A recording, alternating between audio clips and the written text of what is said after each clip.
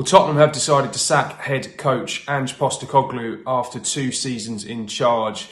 He told supporters on the open top bus parade last month that season 3 would be better than season 2, but now we're never going to find out. The money men have pulled the plug on the entire production.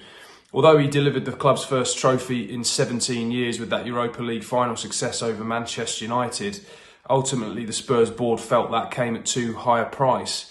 They suffered 22 Premier League defeats, which is a record for any team in the Premier League that wasn't relegated. And the 17th place finish, I think they felt internally, was just not an accurate reflection of the talent that Postecoglou has at his disposal.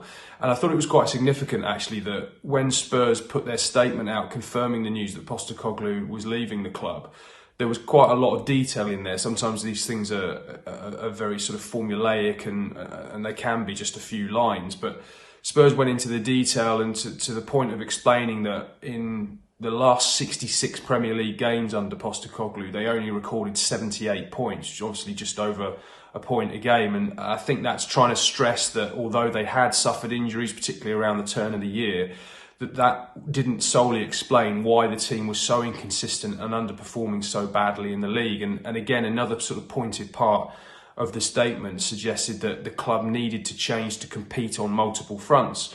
Of course, next season, because they won the Europa League, Spurs go back into the Champions League, which means 8 group stage games. Hopefully for Spurs, a lot more if they can progress to the knockout rounds and through the competition, and they've taken the view that Postecoglou's not the right man to be able to deliver that consistency. His football always divided opinion.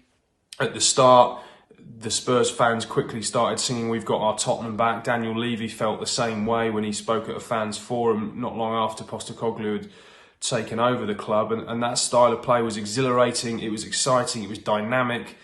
But ultimately it was too volatile and unpredictable for a club that wants to establish itself as Premier League title contenders, as challenging for major honours on a regular basis, not to park every single other aspect of a club season and go for one trophy, which ultimately is what Postecoglou delivered, but the Spurs board felt it wasn't enough.